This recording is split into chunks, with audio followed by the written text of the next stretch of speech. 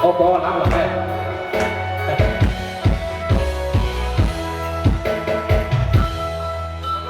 คนคงจิตใจน้องลาเป็นว่าลาเข้ามาบ่โดนปานใดกลายเป็นคนสำคัญ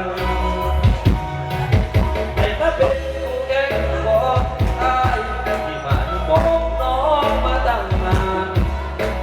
เจ้ากับเขายอมกันอายด้วยหัวใจอายสวนออกไปใส่มาบอกด้วยว่าปัดกับเขากินเขาเบื้องหน้ามีแต่มองไปเคยอายเป็นทอดกันเดี๋ยวนี้มีแต่เขาข้างกายแรงจนรู้ใจสงสัยอายว่าอายแพ้เขาหรือใจเจ้าลำเอียงเป็นได้เพียงคนเทแค่น้องแค่ชั่วคราวถึงสายสุดขีดยังเพียงพอติดคนใหม่อยากเขาคนกลองแชมป์หัวใจเจ้าคือสิเป็นเขาแค่แน่เจ้าคือสิบังเขาลายเป็นว่าลาหากเกิดตายแบบบอกหัวตาทั้งที่เคยแก่เมื่อเป็นความต้องการของเจ้า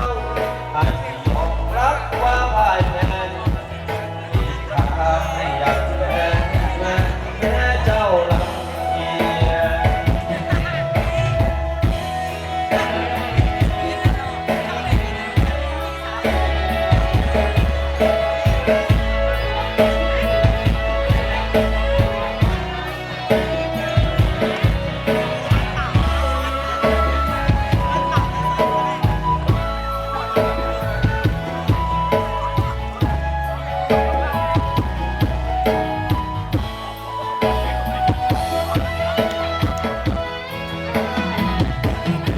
พ่ายแพ้เขา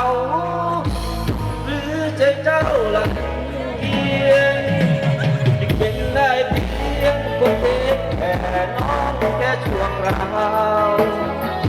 หรือใส่สีจึงเพียงมาปิดคนใหม่อยากเราความแชมป์หัวใจเจ้าคือสิเป็นเขาแท้ๆเจ้าคือสิบังเขาลายเป็นว่าลา ก็ลา หากเงินให้แบบบอกหัวสาทั้งที่เคยแค่เมื่อเป็นความต้องการของเจ้าไอ้สิยอมรับความพ่ายแพ้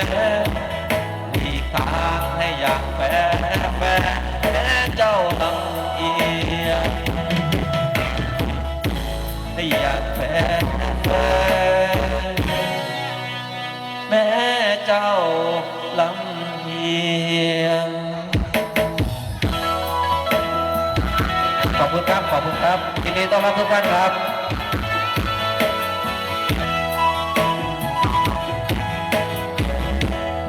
นักร้องมืออาชีพเตรียมทำงานด้วย